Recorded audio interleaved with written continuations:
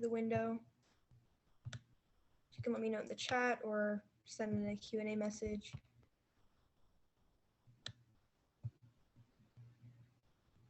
All right, everyone can see? All right, great. Okay.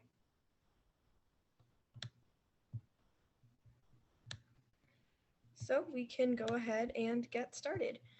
So welcome to the second class of World Geography, Unit 2, like we said, North and South America.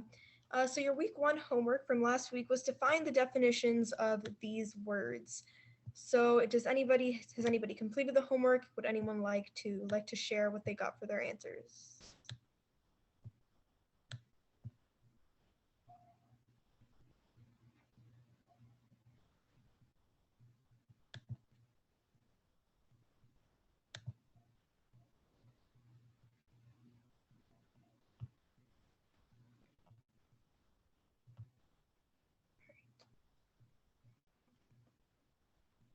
All right, if you've completed the homework, has anyone have homework? Did anyone do the homework? It's just these words that you want to define: culture, language, family, ethnic group, culture, region, cultural diffusion, culture, hearth, globalization, connectivity, standard of living, outsourcing, and pandemic. And these are all very, very important words for human geography. So,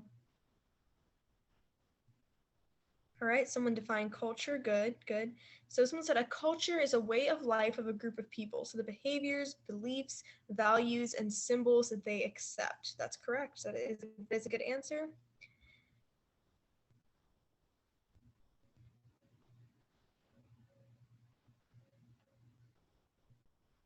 All right, anyone else?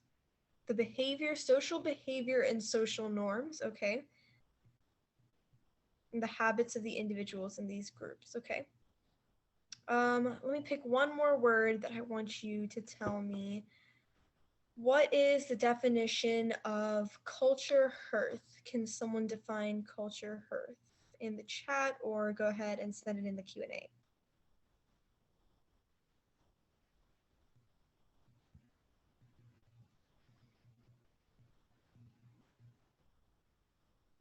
All right, I see someone's defined a language family, a family of different languages that have the same roots or other things, so same ancestral language. That's correct. Does anyone have the definition for culture hearth? We can get the definition for culture hearth, and then we can go ahead and move on. You can see the whole list of definitions that's compiled. Anyone at all?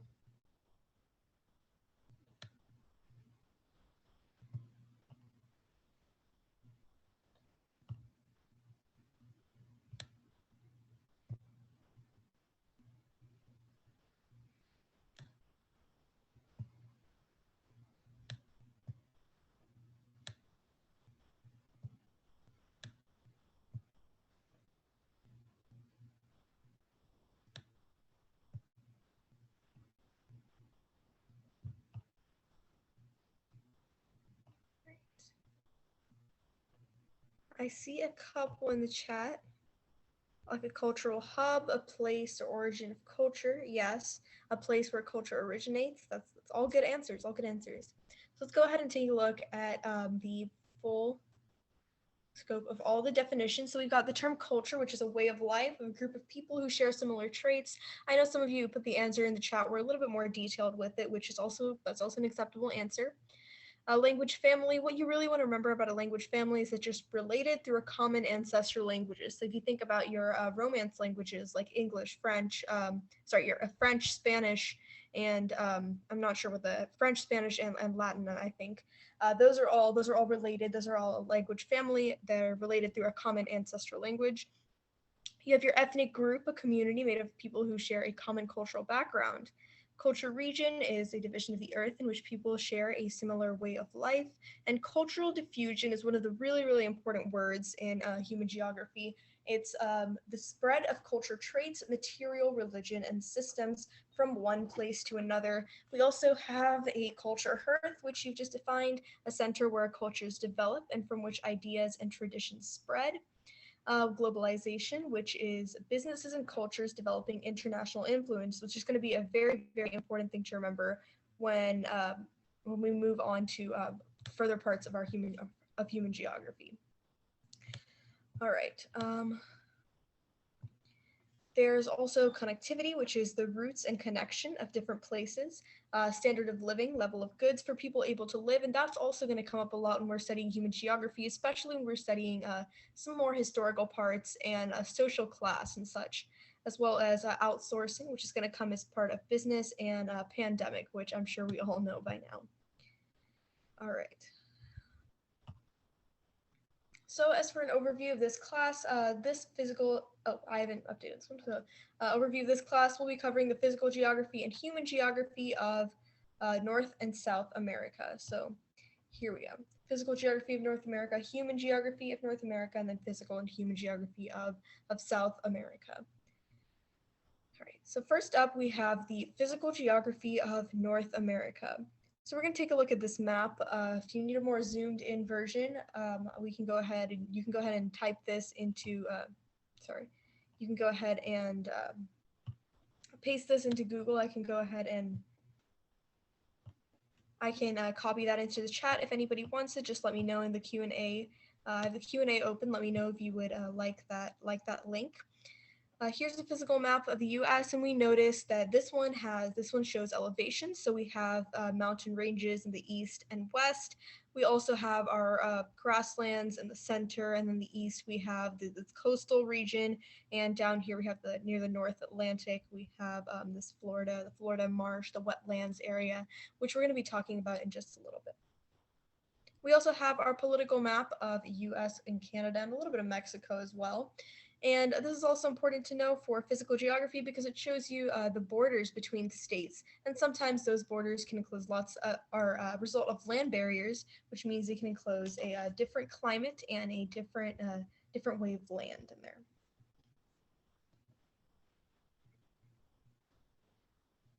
All right, so as for the 4 regions of North America, we have number 1, the Mountainous West, 2, the Great Plains, 3, the Canadian Shield, and the varied Eastern region. So we're going to get started on that right now.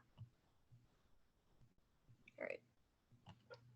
So the Mountainous West. So features of the Mountainous West are the Rocky Mountains, the Sierra Madre, volcanic ranges, deserts, temperate rainforest, and oil and natural gas.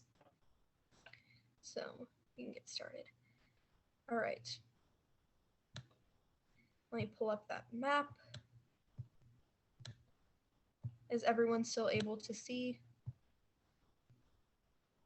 Okay. So there are many mountain ranges in the West, but probably the most familiar of these mountain ranges is the Rockies, which is North America's largest chain. So the Rockies stretch from all the way from the province of British Columbia in Canada, as you can see here, to the US state of New Mexico down here. So the Rocky Mountains are a part of a system of parallel mountain ranges, which you can see here, just parallel mountain ranges, and they're known as the Cordilleras. So a Cordillera is basically a long series of mountain ranges, and that's another landform that you would be learning about in your physical geography unit. So although Cordilleras, they do exist all over the world, in North America, the Cordilleras, which is the name of this landform, indicates the large mountain ranges in the western part of the continent. So they extend from Canada all the way down to the Isthmus of Panama. All right, and now for the Sierra Madre, which is also part of this region. So the Sierra Madre mountain system is also part of the Cordilleras, and they stretch from the southwestern United States, which would be around the New Mexico area, all the way to the Honduras. So they include many high volcanoes, up to 18,500 feet tall, that stretch across Mexico, south of the cities of Guadalajara and Mexico City. As for volcanic ranges that are also here in this area, so they are in Guatemala, Honduras, Nicaragua, Costa Rica, and Panama, and they're also considered a part of the Cordilleras range. So volcanic eruptions and earthquakes occur very frequently in this region, and volcanic activity can often destroy towns and cities. So all this volcanic activity also contributes to fertile soils of this region. All right, we also have the Cascade Range and the temperate rainforest. Hold on, I see a couple questions. Okay. the Cascade Range and temperate rainforest. So some of the Earth's youngest mountains are actually in the Cascade Range in the US states of Washington, Oregon, and California, as you can see in this map right here. So some peaks began to form only about 1 million years ago, which is very little time in when you consider the whole Earth's history. So these mountains include temperate rainforest, which is a biome that is unique to that area and that area alone. So that area in the Cascade Range in this western region. So the temperate rainforest receives also a lot of precipitation, so like rain and such, between 254 or 100 to 200 inches of rain annually. But it also has really cool winters and mild summers that allow for the growth of mosses, ferns, fungi, lichens. So that's where we see our biodiversity there. So they also have a wide variety of life. So Sitka spruce, western red cedar, and you can see those big trees when you look at pictures of the western area, and the Douglas fir. So they're all trees native to America, North America's temperate rainforest. Some of those trees grow to more than 90 meters tall, or 300 feet tall, and 10 feet in diameter. So those are very, very, very large trees that you generally would see in all those postcard pictures and such. Black bears, Roosevelt elk, and marmots are also indigenous animal species of this area.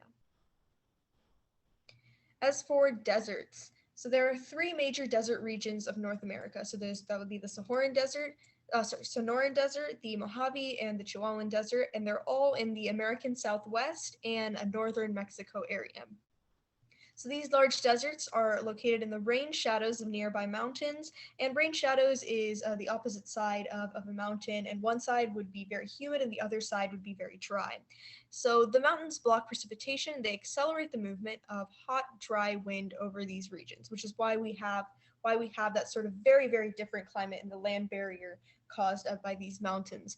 So the Sonoran is in the rain shadow of the Coast Ranges, the Mojave is in the shadow of the Sierra Nevada, and the Chihuahuan is in the shadow of the Sierra Madre, which we just talked about.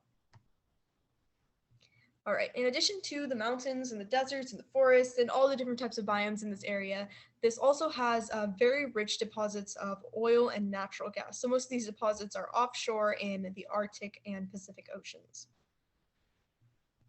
As for the Great Plains region, which is our second region, so the features of Great Plains region are its location in the central part of America and the central part of the US and a little bit of Canada, its soil, which we'll talk about in just a minute, the biome and the plains and grasslands, as well as the many species that are unique to this area. So the location is just the middle of America, and it's called the breadbasket. So it also has very dense agriculture and lots of deposits of oil and natural gas. The soil in this area is also very dark, very fertile soil, and it was deposited during a glacial period after the melting of the Ice Age. And so you have many, many layers of productive soil here that are very good for farming, which is, like we said, why it's called the breadbasket, because of all that farming of wheat that you have in this area. You also have our plains and grasslands. Plains and grasslands is the largest biome in the US. So it has very, very extreme weather. And because of that extreme weather, you don't have a lot of growth for any trees or that many plants. So you have very few species in this area, but they are unique species. So very few species, but unique species in this area. Lots of grasses, which is like we have right here. It's very good for native grasses. And animals in this area include bison, grasshoppers, and prairie dogs. Next, the Canadian Shields, which would be obviously up in Canada. So you have the tundra biome, which is something that's very special about that Canadian Shields area, as well as the many species in the area. So the tundra biome has an extreme, extreme cold, and so basically the entire land freezes over with something called permafrost, and this permafrost keeps moisture into the land. It also has Arctic conditions, so they're very cold, sometimes very dry, and we have little tree growth because of all this, because of this weather. So permafrost is just soil or rocks and included ice or organic material that remains at below 0 degrees Celsius, so below freezing, for at least 2 consecutive years, for a very, very long time, as we see in all these tundra biomes. So lowland permafrost regions, they have usually several zones. So Permafrost is always found in these tundra biome regions. And what you need to remember about this is that it's very, very cold. There's little tree growth, and the permafrost tends to keep moisture underneath, moisture in the soil, and it's there for a long, long time. The ice remains there for a long time. As for species, we have the lichens, mosses, algae, succulents, and some native ox and caribou. In the eastern region, we have the Appalachian Mountains, the Atlantic coastal plain, Everglades, and some special species in this area. So the Appalachians are one of the oldest ranges in the U.S. and they have in North America, sorry, and they have a large deposit of coal and minerals. They also act as a sort of land barrier, oftentimes, which we've talked about in the past. We talked about it with the mountain ranges. We've talked about it with the with we talked about mountain ranges. We talked about it with rivers. We talked rivers and other water features, and we've also talked about it with deserts. And these land barriers are usually very extreme areas with very extreme weather, a very extreme climate that prevent people from moving across. So just that's important thing to remember. Land barriers in the Appalachian Mountains, which also comes very handy when you're learning about history. And yeah, the land barriers by the Appalachian Mountains, and the fact that it is a very, very old mountain range. All right, let me see if I can find a map to show you.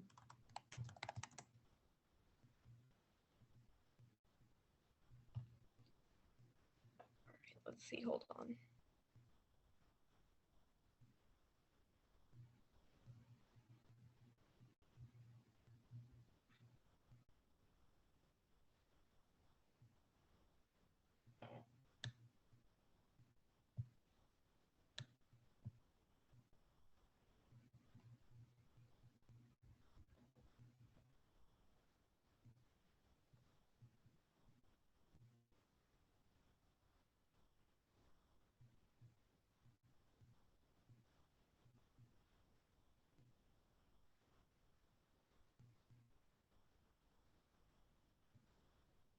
Let's see. Okay, yeah, they have rich deposits of coal and minerals, something important to note. And next up we have the Atlantic coastal region. So that has rivers, marshes, wetlands, moist soil, and the wetland biome, which are all important to note. So, they extend from river, marsh, and wetland regions, so all east of the mountains, east of the Appalachian Mountains, towards beaches on the Atlantic coast. So you would see areas like in Florida. So wetland areas are a biome of the eastern region, and they consist of areas of land whose soil is saturated with permanent or seasonal moisture.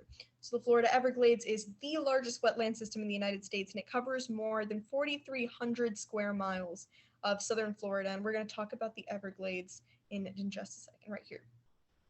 So the Everglades is a very, very biologically diverse region, and it has lots of ecosystems around it. So sawgrass marshes are the most iconic plant community of the Everglades, and they thrive in the slow-moving water of these wetlands. So we also have species such as alligators that nest in the sawgrass, wading birds, just egrets, herons, spoonbills, ibises, and they all make their breeding grounds in other wetland tree species, such as we see here, mangrove and cypress trees.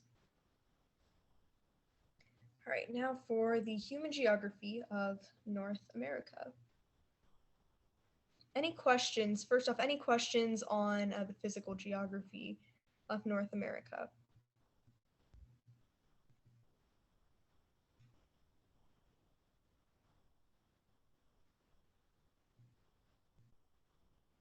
All right, someone says it's going a little bit fast. Okay, I'll try to slow it down a little bit. Any questions on physical geography at all? Any questions at all? The Gulf Coast is right down south, so it would be in the southeast area. So by the the area of the western coast of Florida and around Texas, the bottom of Louisiana, that sort of thing. If you want, I can go back to the physical geography map. Just let me know. we can go back to that and we can take a look at it. Someone asked, how much time do we have left? We have about 30 minutes left.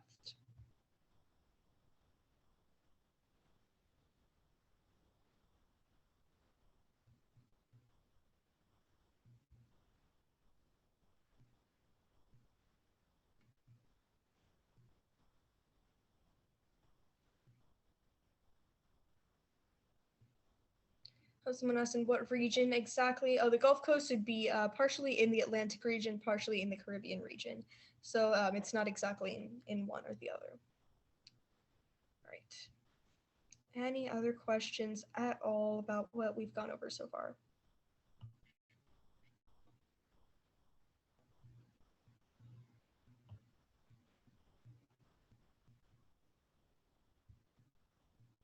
Okay, well, moving on to the human geography of North America. Again, there's a lot to go over in these classes, and we're going to be going pretty fast because we're covering about 2 regions each time. We've got to cover 2 topics for each of those 2 regions, so there is a lot of information to cover. So as for the historic culture of North America, so indigenous cultures shaped and were generally shaped by the geography of North America. So the first North Americans, people thought that they might have migrated from Siberia, which is all the way in northeastern Russia, and Northeast Asia, actually Northeast Russia, and they crossed a land bridge over the Bering Strait. It's believed that over time, this land bridge would have melted and would have prevented people from traveling back and forth. And then these populations came out south to California, Mexico, and Central America. So some of the important tribes that we have here are the Olmec and the Maya. So indigenous to Central America, they built the first cities on the continent, the first modern cities on the continent, and they led to great urban areas like Tenochtitlan, Texcoco, and Tlacopan. So these cities, basically in central Mexico, what we see now as central Mexico, had a lot of sophisticated engineering, and they had canals like apartment buildings, irrigation systems, and many of these early North American cultures were very scientifically and agriculturally advanced. So we have the Mayan calendars and the almanacs, and they recorded celestial events and were based on eclipses, seasonal changes. The Mayans were also mathematically advanced because they developed number systems and accounting systems. And they were also able to represent very, very large numbers using just 3 symbols, which is dots, lines, and a football-shaped symbol that indicated a 0. So the Mayans were, in fact, the first culture to have written a symbol for 0. Cultures throughout southern North America harvested corn, squash, and beans, which were native vegetables, in regular cycles. So this sort of agriculture allowed these major civilizations to develop because of food surpluses. So people were no longer bound to produce food and shelter for their families, and because of these surpluses, people could work in other jobs and they could have that food provided for them. So some people could work in the food and construction industries, while other would become engineers or artists or political leaders. And they led leading North American civilizations included the most famous ones that we usually know, the Maya and the Aztec. So in what is now Mexico and the Iroquois, native to the southeastern Canada and the northeastern United States, would be that New England area. So we also have the vastness of the northern part of the continent, which is a very, very, as we can see in all our maps, it's a very, very large part of a large land mass. And we have lots of other indigenous communities, and they lived their nomadic lifestyle. So they did not establish urban areas or big cities or agricultural centers. So they just followed favorable weather patterns and good agricultural cycles, and as well as the animal migrations that they often relied on. So we have the Plains Indians, for example, that followed the seasonal grazing and the migration of the American bison. So those tribes would include the Lakota, the Blackfoot, and the Nez Perce. So Plains Indians, they ate bison meat as their primary source of food, used hides and bones to create dwellings, tools, clothing, and the range of this bison, which we just talked about just a couple slides ago in the Great Plains region, how one of the indigenous species is bison, that stretched from the southern prairie provinces of Canada through the Great Plains to the US-Mexico border, and they coincided with the extent of these plains Indian communities. So they were so interdependent that the eventual extinction of bison in many areas of the United States through either overhunting or development or later anti-indigenous federal policies, that they weakened the power and the influence of these Great Plains people. So the environment also impacted the traditional beliefs and social structure of the North American indigenous people. For example, the Inuit, native to the Arctic, were deeply influenced by the aurora borealis, or the northern lights. So they believed that these light displays were images of their family and their friends in the afterlife, and the souls of animals and spirits, and visual guides for their hunting. So they also believed that all things have souls and that spirits existed to protect those souls. So by respecting the environment, so the living and non-living things in an ecosystem, the Inuit communities, they aim to maintain a very balanced existence.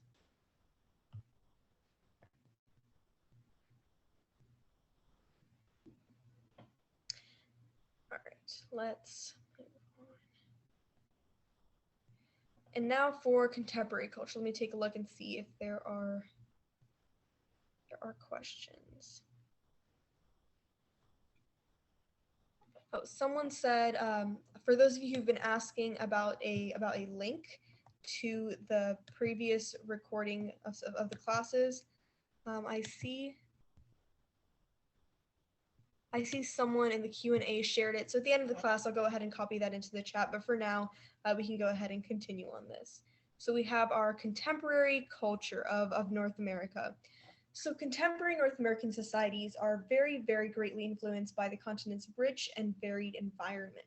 So the globalized ways press these societies develop complex ways of interacting with and profiting from geographic resources. So North America's economic base is centered largely on extraction, development, and trade of natural resources, as in the contemporary world.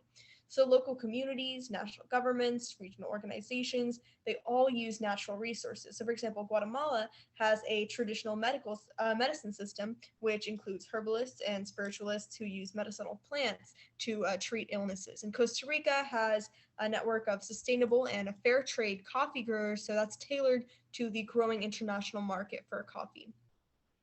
Tourism, as we can see in the picture here, is also a very important part of North America's economy, which is especially for those small island nations of the Caribbean Sea. So these island nations offer pristine tropical environments. So they're multicolored coral reefs, and that's one of the premier diving destinations of the world. As you can see, a lot of people go to the Caribbean area for diving, for like beach vacations.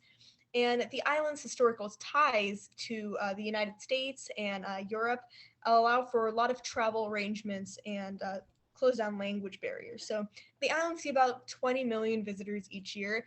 And as a matter of fact, in 2010, tourism contributed to more than $39 billion in the region's economy.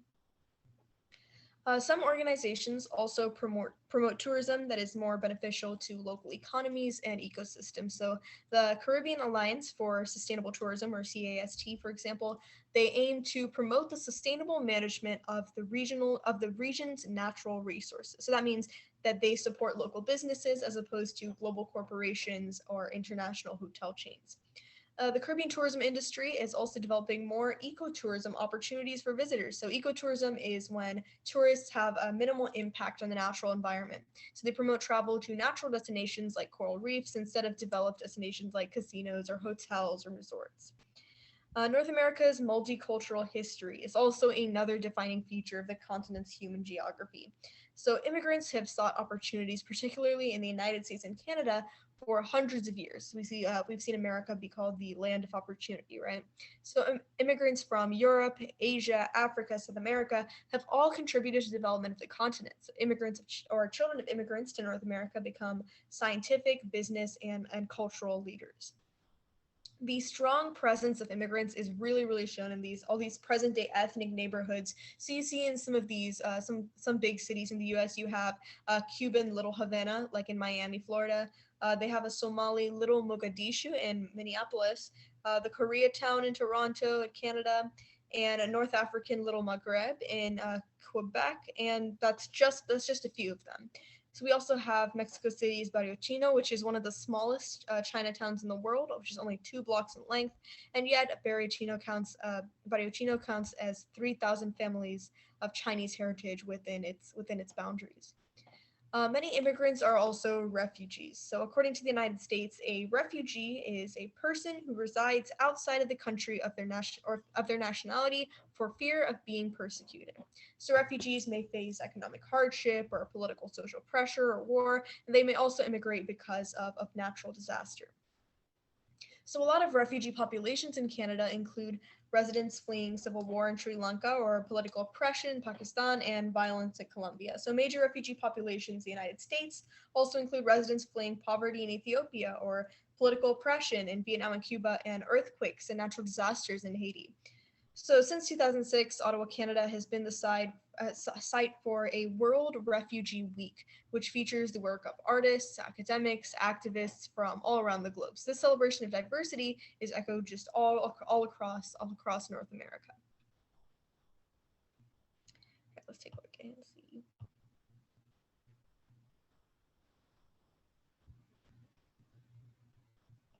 All right.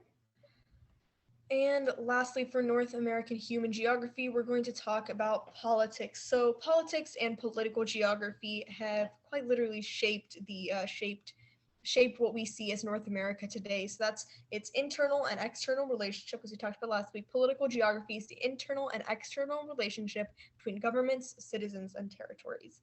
So, historic issues for North American politics include contact between the indigenous people of North America and European explorers. So we know about Christopher Columbus's first landing in Caribbean soil and the oppression of the indigenous people there. Spanish explorers like Hernando de Soto, Ponce de Leon, French explorer Jacques Cartier, and British explorers like Sebastian Cabot and Henry Hudson. So these voyages inspired various European countries to claim and colonize North American soil, and they drove these indigenous people out.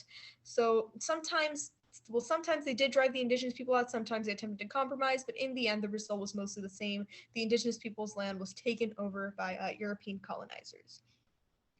So colonizers in the present day US pushed native populations to the west. So through disease, war, forced relocation, we've heard about the story of the smallpox blankets, right? Many native communities were exterminated and often on purpose. So these large indigenous territories were reduced to very isolated reservations in certain areas. So colonizers in present-day Canada also set up a reservation system that protected many Indian settlements, but also isolated them from developing completely. So intermarriage between Europeans and natives created a French Indian community known today as the Métis. So in Mexico, Central America, and the Caribbean, native populations were more fully integrated into the political and the social systems of the area. So we have mestizos, which are people of European and indigenous descent, and they've contributed to the social structure and culture of South America. And you see this in the Spanish, I believe it's called the casta system and the encomienda system, which are systems that are very largely based on race. That's what you see in the early eras of colonization. We also have cooperation and conflict, which have dramatically affected the relationships between North American countries. The United States and Canada have the longest non militarized border in the world. That's just one example. So, this peaceful border is sort of a reflection of the stable and the cooperative relationship that these two countries have. North America's history has also a lot of wars and conflicts. So we have the Mexican American War, which allowed U.S. to acquire lots of Mexican territory. Conflicts also causing tensions among residents of a single country, so sort of civil war. So we have the 7 Years' War over French territory east of the Mississippi River being ceded to Britain. And that also shifted Canada's political geography, which created divisions between French Canadians and people in the British Commonwealth. So that division still influences Canadian politics today. We also have North American countries that have suffered through civil wars. So civil wars that occurred in Honduras, Nicaragua, Guatemala, El Salvador, and those caused people to immigrate to Mexico. Contemporary issues today also include political geography that's influenced by economic and demographic trends. So what we see here, this picture here is a picture of the North American Free Trade Agreement, or NAFTA, which was signed in 1944. We also have the Dominican Republic Central America Free Trade Agreement, which is CAFTA-DR, signed in 2004, and they affect trade between countries on the continent. And more significantly, the agreements have reduced or eliminated tariffs, taxes, duties. Duties are kind of tax that are charged for items purchased outside the country. So both policies eliminated duties on US and Canadian agricultural exports, and they've also reduced tariffs on things that are being imported. And they have also caused major political and economic problems. So corn imports to Mexico have impoverished many Mexican farmers who can't compete with the much lower US or Canadian prices for corn. NAFTA has also allowed for pushing industry and strengthening the US manufacturing sector, which is something very important to note. As a matter of fact, this week's homework is going to be a few questions about NAFTA. So immigration is also a very important aspect of North America's political geography. So most immigration is fueled by poverty. So people from North America's underdeveloped nations like Haiti, they frequently immigrate to the continent's developed countries such as the United States. So immigration is also a major part. I think that's just about it for the human geography of North America. Oh, we also have the regulation of carbon emissions, which is another part of human geography of North America. And that's a very, very important part of reducing global warming and minimizing the effects of climate change. So the North America creates a lot of carbon emissions. And as a part of the 2009 international agreement, it's known as the Copenhagen Accord, and where some North American countries agreed to reduce emissions. The United States agreed to reduce greenhouse gas emissions, and Costa Rica pledged to be entirely carbon neutral by 2021, which is this year. All right, now on to the physical geography of South America. So we have our three regions in South America, which we're going to go over very briefly, which is the mountains region, the river basins region, and the coastal plains region. So the reason we're going to go over physical geography very briefly is because this is something that can just be looked over with a map. It's easy to be understood once you understand the principles of physical geography. But human geography is very important to get an in-depth understanding of, so you can apply it when it comes to writing assignments or tests like short answer tests and stuff like that. So first we have our mountains region. So this mountains region has the Andes, which is the Andes mountain range, very popular mountain range, very well-known, not popular, very well-known mountain range in North America, and in the Americas. And this range covers more than 5,500 miles of land area. So it's on the far western edge of the South American continent, and they stretch from the southern tip all the way to the northernmost coast of South America. There are like hundreds and hundreds of peaks in this mountain range, and a lot of them are volcanic mountain ranges.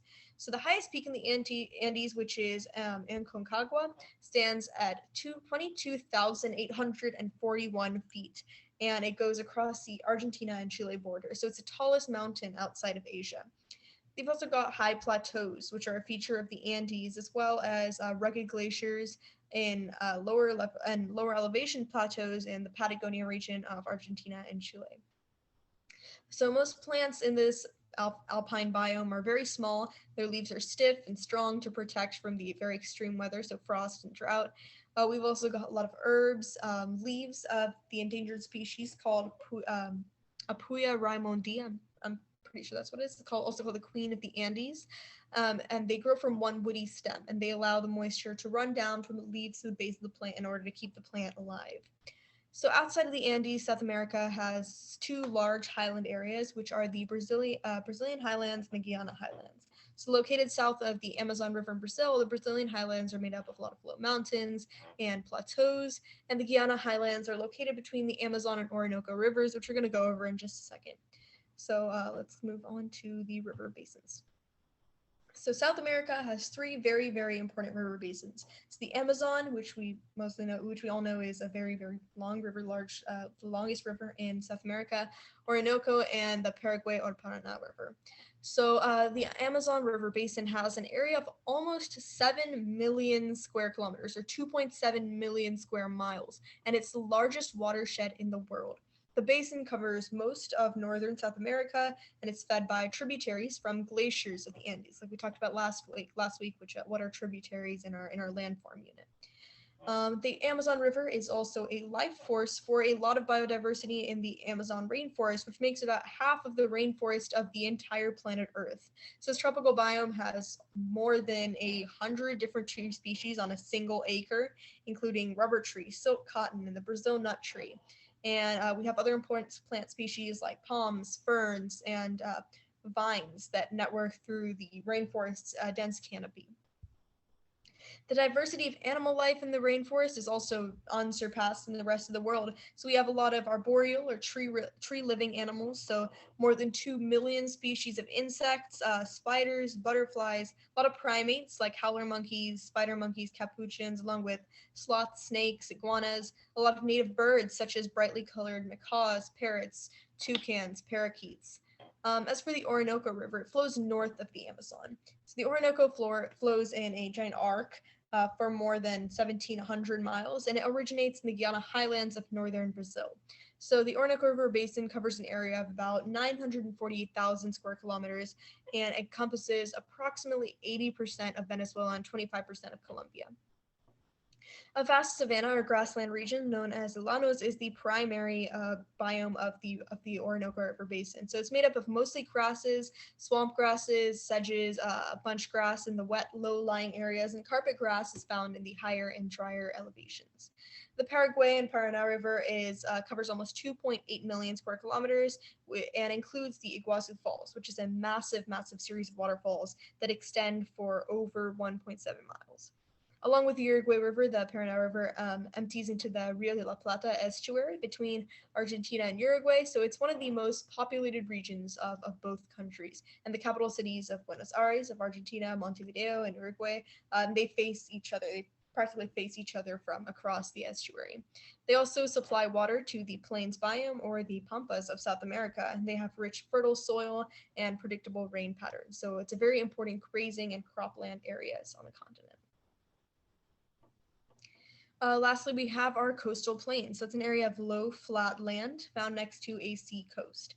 So the South American coastal plains are found along the northeastern coast of Brazil and on the Atlantic Ocean and the western Pacific coast of Peru and Chile. So the coastal plains of northeastern Brazil are very, very dry. They act as a wedge that pushes the moist sea winds away from the coastal plains. We also have the western coastal plains, which are also very, very dry. They are trapped between the Peru current, which is the cold current in the west, and the Andes Mountains to the east. So the Peru current brings cold water of the Pacific coast back to Peru and Chile, and that cold surface water results in sort of a thermal inversion. So the cold air, sea level is stable, and warmer air goes higher up. So that produces a lot of clouds at low altitudes that do not allow precipitation to form. The Atacama Desert is also part of the western coastal plain. It is considered the driest region in the world. So the average rainfall is about 0.04 inches or about 1 millimeter and each year, and some parts of the Atacama have never had rain in recorded history. So very, very few plants would obviously grow in this desert because of that extreme climate. So even bacteria and insects and fungi are really scarce in this area. So larger animal species are also very rare, and they include the gray fox, a type of deer called the huemul, and the vizcacha, which is the largest member of the chinchilla family. We've got ocean birds such as penguins, cormorants, pelicans that are found on the desert coast. And while the Atacama lacks a lot of flowers and animals, it is a rich, rich source of copper, and it's very good for revenue for the Chilean economy. As for the human geography of South America, right, the historic culture of South America developed with connection to a lot of regional landscapes in the area. So the three principal regions of that area were the Pacific coast, which was suited to mostly fishing and trading societies, major rivers of the Amazon basin with abundant water, plant, animal resources, and the Andes, where mountains would provide the security in that area. So we have the Incan Empire, which is the most well-known indigenous culture of South America, and that was established in Cusco, Peru in about 1438. And over a period of 100 years, the empire expanded to parts of present-day Peru, Bolivia, Ecuador, Chile, Argentina, Colombia, And in order to communicate throughout this vast region, the Inca built an expansive network of roads. We can see very technologically, scientifically advanced as were the indigenous people of North America. This network was made up of two main north and south roads, one that ran across the Pacific coast and another one through the Andes. So many east-west roads also connected the two, and the Incas built forts, inns, food storage facilities, signal towers along this thing that they call the foot highway.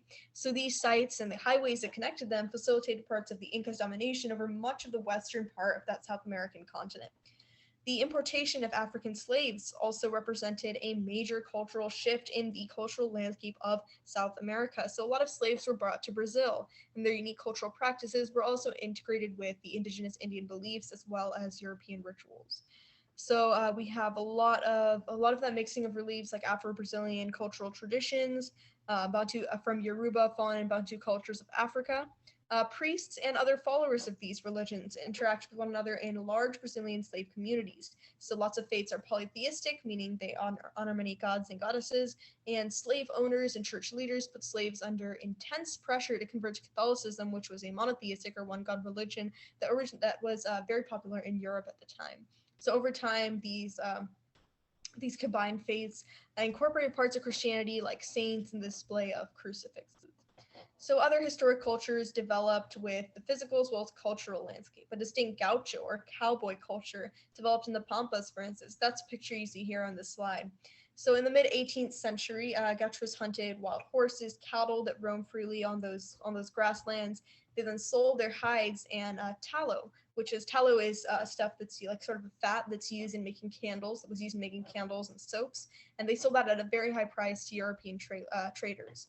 So much like the North American cowboy, the gaucho was sort of seen as free-spirited, strong, and honest, and there were a lot of culture of songs and stories and films that were developed around that gaucho image. Gaucho culture does still persist, actually, especially in Argentina and Uruguay, where gauchos still dress and song and food are all used to evoke the national pride of the area. As for the contemporary culture, we have a rich history that is explored by our contemporary culture. So the organizations reaching a broader global audience. A lot of people can be educated about these cultures that bring in revenue from tourism and investment. So they continue to have a very strong presence. Indigenous societies continue to have a very strong presence in South America, or called COICA, or the Coordinator of Indigenous Organizations of the Amazon Basin. They integrate 9 organizations that represent each country of the Amazon region. So they protect indigenous practices and focus on sustainable resources. Religious practices also remain the backbone of many South American cultures. So Catholicism does dominate the continent, but other spiritual beliefs influence both spiritual and sexual and secular activities, and we see that in both the combined religions. The Carnival of Rio de Janeiro in Brazil, held about a little bit before Easter. Someone says, how much time do we have left? We have about 10 minutes left. Rio de Janeiro is held about before Easter, an important example of religious celebration that has been adopted by secular culture. We also have the Rio Carnival. A lot of participants in the Rio Carnival are Brazilian, so they incorporate 2 social groups, so samba schools and blocos. And that's about it. We have our big thing is the Rio de Janeiro, the carnivals in the carnivals in South America, and that's a lot of the contemporary culture, as well as Catholicism, which we see here. We see a Catholic Church for religion. All right, and the last thing we are going to go over is the politics of South America. So European colonization of South America really did define that country, the continent's political geography. So we have the Treaty of Tordesillas, which would be in 1494, and they granted Spain and Portugal the exclusive right to colonize all lands outside of Europe, and they also established a line of demarcation, which gave all land west of the line to Spain and all land east of the line to Portugal. So that was a very key point in the political geography of South America. Spain colonized a lot of South America, and Portugal colonized present-day Brazil. As we know, people in Brazil generally speak Portuguese. We also have the dominance of Spanish and Portuguese, and those languages on the continent is a result of Catholic missionaries and their educational work. So they also developed writing systems for native oral traditions. Like we talked about before, marriages between the European colonizers and the native populations established the mestizo class. So they're people of mixed indigenous and European ancestry. So they make up a large part of the population in South America today. We also have a lot of revolutionary movements started by this mestizo class, and they fought several wars of independence from 1806 to 1826. And we also have our big revolutionary leaders from like the Venezuelan Simon Bolivar, Argentinian Jose de San Martin Bolivar, and and Jose de San Martin and Bolivar and San Martin remain like the most recognized and respected figures in the South American country and South American history. Sorry. They also have a lot of violent political transitions, especially in the late 1960s and the 1970s. So these decades were defined by Cold War and struggles between democratic Western nations and repressive nations with communist economies. So we have the successful Cuban Revolution of 1959, bringing communism to Cuba. A lot of dictatorships, such as in Argentina, Brazil, Chile, Paraguay, Uruguay. As for contemporary issues, we have a lot of political geography that are defined by a desire to reduce the foreign influence in these areas. So we have nationalization, which is a type of ownership where the state controls industry as opposed to private companies. A lot of South American nations have nationalized industries like electricity or oil production to encourage the economic development. Chile nationalized its copper mines in 1971, for instance, and many other countries followed with their larger industries being nationalized. A current trend of nationalization is largely associated with the late Venezuelan president, Hugo Chavez. Chavez died in 2013, but he enacted a hydrocarbons law, which took effect in 2002 and nationalized all oil production distribution activities. You also have presidents like Evo Morales that nationalized the oil and natural gas industry of Bolivia. And the Ecuadorian president, Rafael Correa, have threatened to nationalize industries if foreign countries do not respect the rights of these industries. We also have privatized industry in a lot of countries, and all this industry has really led to an increase in urbanization in these in the South American area. So it's really defined the human geography of South America, and probably will define the human geography of that area in the years to come. So it's the most urbanized of the world's developing regions, the only developing region with more poor people in the cities and in the rural areas. So they face increasing job insecurity, lower wages, reduction in social services such as electricity and water. That's about it for today. So today we learned, let me go back to the beginning.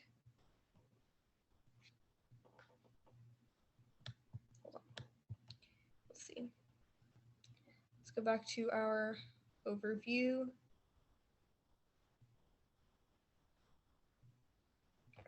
Today we learned about the physical and human geography of North America, respectively, and the physical and human geography of South America.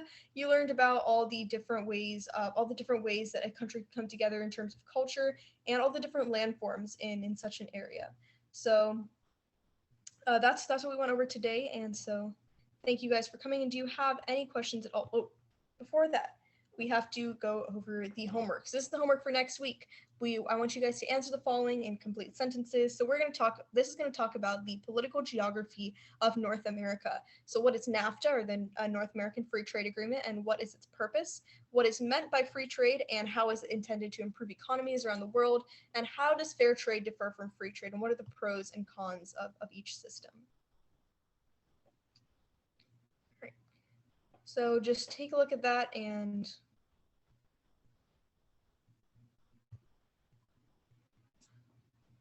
write it down, note it down. I'll also take any questions you guys have at this time. It's currently 5:59, so go ahead and ask any questions that you have.